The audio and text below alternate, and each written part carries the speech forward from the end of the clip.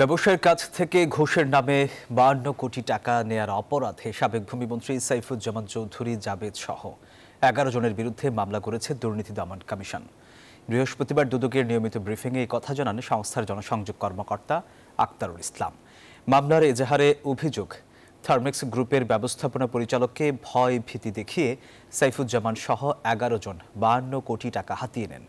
পরে সেই টাকা বিদেশে পাচার করেন। এদিকে ক্রয় চুক্তি লঙ্ঘন করে 10টি মিটার গেজ ইঞ্জিন কেনার মাধ্যমে সরকারের 322 কোটি টাকা ক্ষতি সাধনের অভিযোগে আরও একটি মামলা করেছে দুদক।